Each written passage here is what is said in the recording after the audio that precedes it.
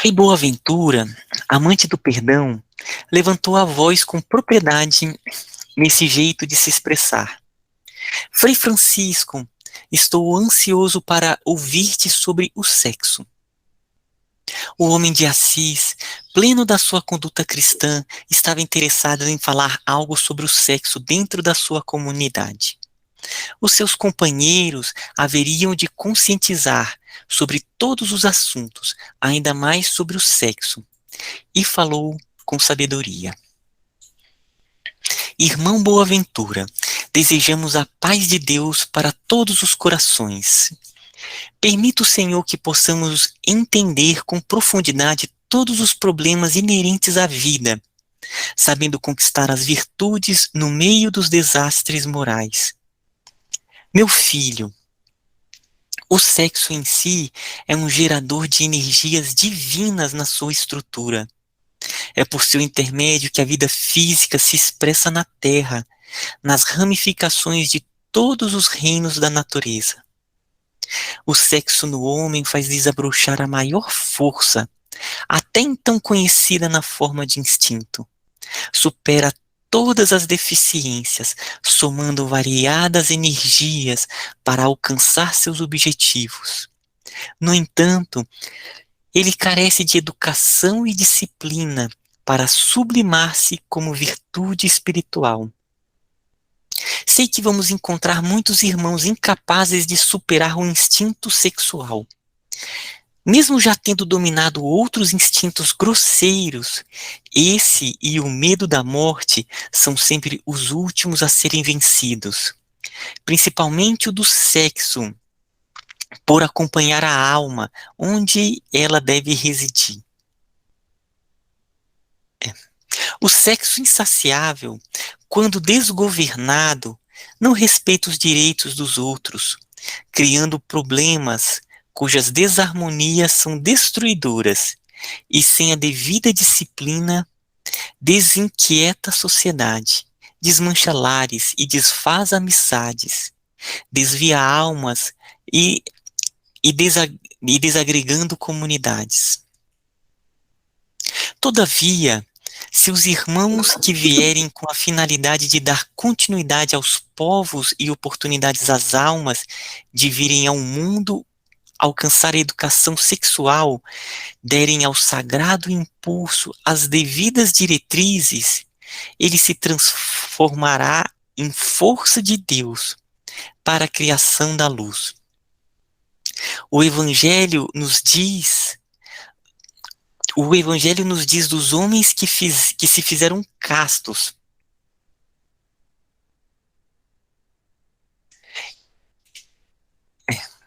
O Evangelho nos diz dos homens que se fizeram castos, que nasceram castos e que são castos, e amplia a castidade em um conceito por excelência mais elevado no homem puro em virtudes. Nada estamos exigindo de alguém para seguir ao Cristo. Expomos regras para bem servir a humanidade em seu nome. Não queremos tirar quem quer que seja das suas obrigações familiares para com as suas esposas, filhos, parentes e amigos. Fazemos apenas a criatura se voltar para dentro de si, tomar, tomar parecer com a própria consciência e ouvir a sua voz interna. Cada lugar é bom para se agir em nome de Deus, e queremos aqueles que possam nos acompanhar por onde precisamos ir, livres, pela nossa própria vontade e responsabilidade. Não queremos determinar para pessoa alguma como deve usar o sexo, o que até os animais sabem. Queremos, sim, despertar criaturas para Cristo e para Deus, sob o comando da consciência. Frei Felipe, no seu ambiente de serenidade, despertou da Madoma, porque passara e deu sinal de interesse, falando com bondade.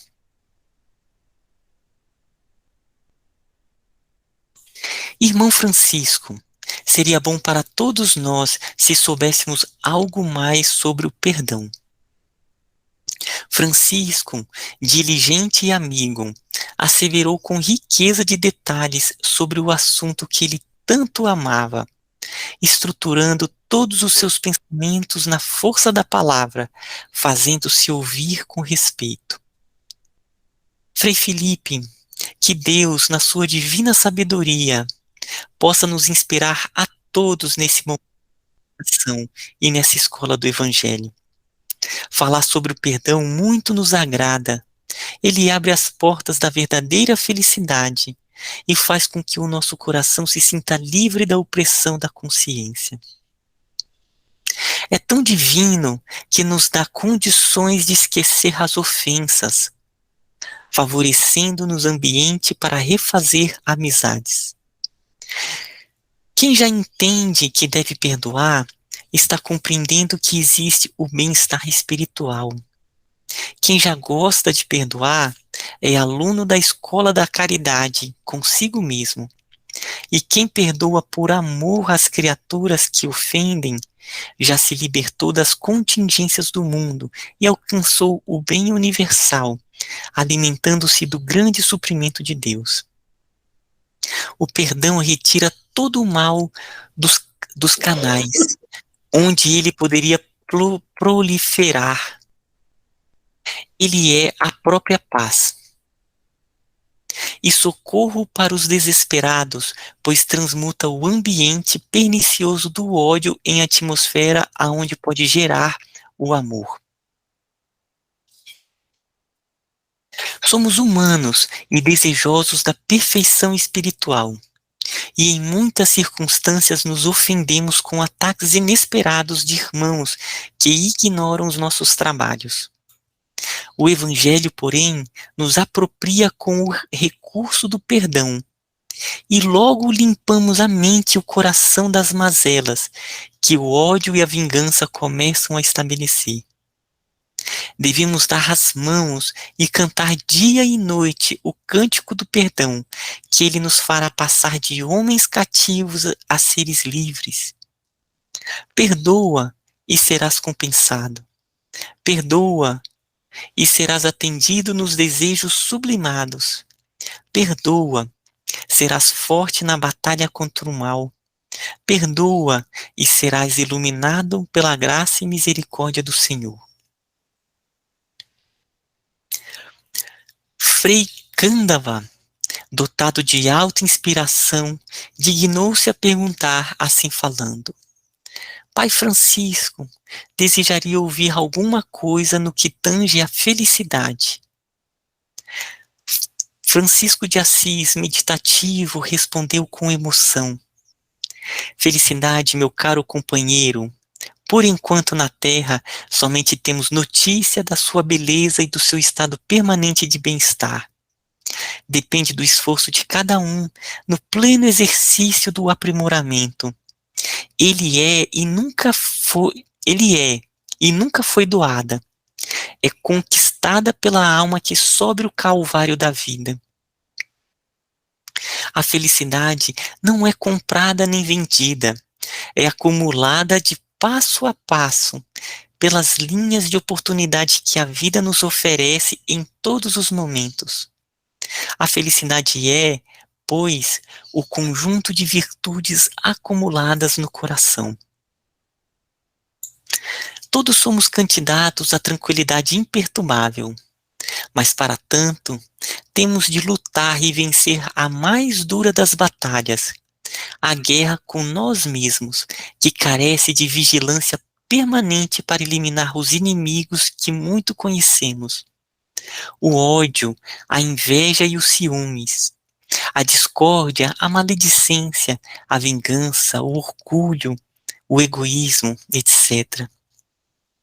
São frentes de lutas que devemos travar para vencer a nós mesmos e conhecer o terreno sagrado do nosso coração. Muitas criaturas há que desanimam na busca da felicidade, por desejarem desfrutá-la de imediato, fato impraticável. Ela começa com a simples mudança de pensamento, descendo para as ideias, dominando as ações, buscando a vivência, demorando às vezes tempo prolongado. A verdadeira felicidade exige na vida de cada um a pureza de pensamentos, de ideias e sentimentos, a pureza de coração da palavra e da vida. Entretanto, depois de tudo isso conquistado, o clima de felicidade perfumará o nosso ser, e nunca mais a perderemos, e ela nos acompanhará no tempo que se chama eternidade. Frei Pedro, consubstanciado no clima da tolerância, revelou com alegria o que se passava no seu íntimo, assim perguntando: Pai Francisco, se fosse agradável ao Senhor, eu desejaria conhecer qual a utilidade do prazer. O homem de Assis, jovial e sorridente, interessado na paz de todos os seus companheiros, falou com serenidade. Frei Pedro, jamais me esqueceria de tocar nesse assunto que interessa a todos. Todos os assuntos devem ser lembrados na nossa comunidade, para a nossa própria cultura espiritual. Cumpre-nos vigiar todas as interpretações que dermos a tais assuntos, para que cooperemos com a própria perfeição das nossas regras. Não é o que eu digo que será o certo, é o que for certo aprovado pelas nossas consciências conjunto e ainda submetido ao disciplinador comum que se chama tempo. Prazer, meu filho, tem variadas modalidades de interpretações, dependendo muito da evolução da alma. O prazer do guerreiro é fazer a guerra e vencê-la. O prazer do comerciante é vender, enriquecer-se cada vez mais. O prazer do camponês é adquirir terras e mais terras, e todos os anos colher o mais que puder, regurgitando os seus celeiros de frutos e sementes. O prazer do político é alcançar postos e mais postos de mando, dominando os povos. O prazer da mãe é ver seus filhos bem de vida, vivendo em paz. O prazer do tribuno é falar bem e ser famoso. O prazer do escritor é escrever de sorte que todos gostem. O prazer do usurário é o ouro. As numerações poderão ser infinitas nas linhas do prazer. No entanto, bastam essas para que possamos entender como escolher o nosso prazer. O prazer real da nossa comunidade é o mesmo prazer de nosso Senhor Jesus Cristo, o de servir com todos os caminhantes do amor, de compreender com todas as modalidades do entendimento, de sermos bons com todos os recursos da perfeição, de ajudar com todos os meios para reerguer o beneficiado, de perdoar com completo esquecimento das ofensas, de falar em todas as línguas conhecidas pelos sentimentos, de repartir o que temos com a máxima segurança, de aliviar todos os sofredores que estiverem ao nosso alcance. Devemos ter igualmente um grande prazer em ouvir quem aponta os nossos defeitos, em amar sem condições em todos os rumos das nossas atividades. E por último, em servirmos de instrumentos para que fale por nós o Verbo Divino. É nessa mesma sequência, deveríamos sentir prazer no respeito às convicções das criaturas no campo religioso, político e filosófico, sem impor às vidas alheias o modo como vivemos. Se sentimos prazer na liberdade, devemos oferecer o mesmo prazer aos outros, porque Deus sabe o que fazer, filtrando todos os prazeres incentivados pelos homens, deixando o prazer divino que ele achar conveniente para a nossa felicidade. Frei Silvestre, portador de alta dignidade, estava aguardando uma pergunta, para que todos ouvissem com atenção e assim se expressou com alegria. Pai Francisco, se for oportuno, eu queria compreender melhor o porquê dessa urgência de pregar o Evangelho de nosso Senhor Jesus Cristo, se a Igreja Católica já o faz há mais de 1000 anos. Francisco, agraciado pela paz de coração e rejubilando-se de contentamento, principalmente pela pergunta articulada, falou sem rodeios. Devo, nessa hora, dizer a todos os companheiros de trabalho, a, a nossa, diante da igreja, onde o nome de Pedro o Apóstolo figura como o primeiro apóstolo da cristandade. Primeiramente, queremos que todos compreendam e saibam nosso respeito por essa Igreja de Deus, que se faz presente no mundo pelos seus representantes. Essa igreja lutou com todas as suas forças no sentido de manter o Evangelho de nosso Senhor Jesus Cristo aceso em todas as suas virtudes. Depois de determinado tempo, ela se aliou como é do conhecimento de todos os irmãos, ao Estado aliviar as perseguições contra os cristãos, de maneira tal que o Evangelho pudesse avançar mais livre da ignorância humana, envolvendo o espírito da letra que envolvendo o espírito na letra que silencia certas verdades. Até aí concordamos, devido à situação espiritual da humanidade de estar preparada para tal vivência em espírito e verdade. No entanto, o deslize avançou além das linhas em que deveria parar e descuidaram em demasia da essência, de sorte a procederem de forma pior do que os políticos e os guerreiros. E o contrassenso maior foi a matar em nome de Deus e de Jesus Cristo. Eles, os dirigentes da Igreja Católica Apostólica Romana, perderam as condições espirituais de pregar o Evangelho. Muitos deles já nasceram condicionados pelas novas escolas de sacerdotes, imbuídas do crime, do orgulho e do egoísmo, do fausto e do mando, da prepotência e da vingança. E agora? Como voltar atrás e reconduzir a religião às bases verdadeiras? O tesouro maior do mundo escapou das nossas mãos, pelas interpretações de falsos teólogos, eivados que estavam e estão da influência do ouro e do bem-estar material. Se não fosse isso, não precisariam do nosso trabalho. Nós iríamos de corpo e alma engrossar as fileiras do clero organizado. Estamos aqui, como nos recomenda o Senhor, que sempre ouvimos, para levantarmos a sua igreja e reconstruí-las nos alicerces primitivos de amor e caridade. Não se pode dizer que todos da igreja erraram, pois generalizar qualquer assunto é demonstração de cegueira espiritual. Existem muitos sacerdotes que lutaram e lutam, dando a própria vida em favor da pureza dos conceitos do Cristo. E isso é louvável nos dias que correm.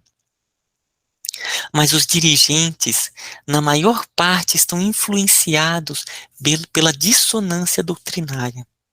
Esqueceram o amor, e se porventura falam nele, não o vivem.